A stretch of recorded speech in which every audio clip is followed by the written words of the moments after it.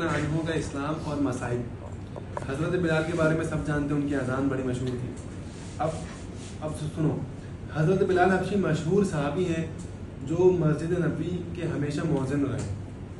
شروع میں ایک کافر یا غلام تھے، اسلام لے آئے جس کی وجہ سے طرح طرح کی تکلیفیں دیے جاتے تھے۔ ایک کافر تھا مکہ میں، امیہ بن خلف، اس کا نام تھا امیہ بن خلف، وہ ان کے ہاں غلام تھا۔ تو جو مسلمانوں کا سخت دشمن تھا، امیہ بن خلف مسلمانوں کا بڑا سخت دشمن تھا، تو ان کو سخت گرمی میں دوپہر کے وقت تپتی ہوئی ریت پر سیدھا الٹا لٹا کر ان کے سینے پر پتھر کی بڑی چٹان رکھ دیتے تھے۔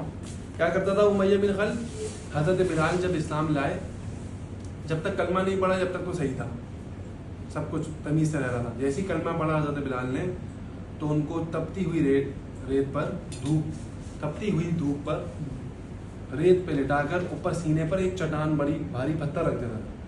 یعنی انہیں بڑی تکلیفیں طرح طرح کی کیا پہنچاتا تھا؟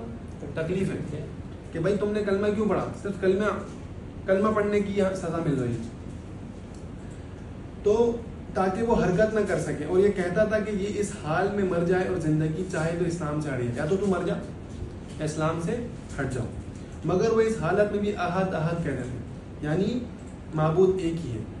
اس حالت میں بھی کہ تپتی ہوئی دھوپ میں ریت پر آپ کو لٹا دیا، اوپر چٹان رکھ دی، اور پھر بھی وہ کہہ رہے ہیں احد احد۔ حضرت بلال کیا کہہ رہے ہیں؟ پھر بھی احد احد، کہ بھائی یہ معبود تو ایک اللہ ہی ہے۔ رات کو زنجیروں میں باندھ کر کوڑے لگائے جاتے تھے، اور اگلے دن ان زخموں کو گرم زمین پر ڈال کر اور زیادہ زخمی کیا جاتا تھا تاکہ بے قرار ہو کر اسلام سے پھر جائے۔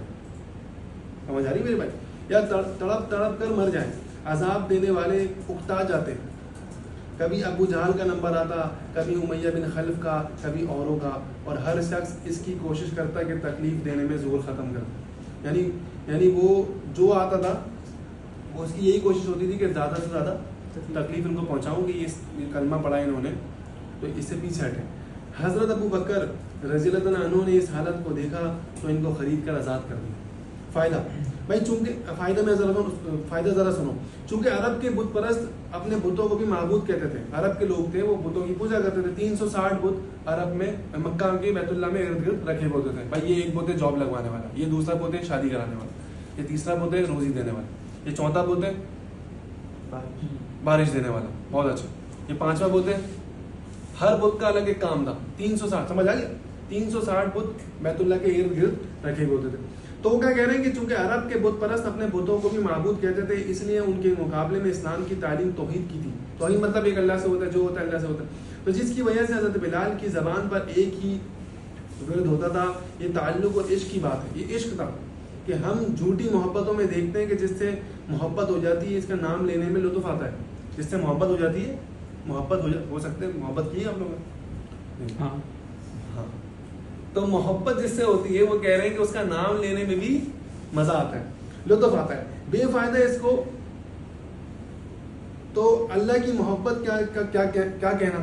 اللہ سے محبت ہو جائے تو، حالانکہ مسلمان کا تو سب سے پہلے ذمہ ہے کہ اللہ سے محبت کرنا۔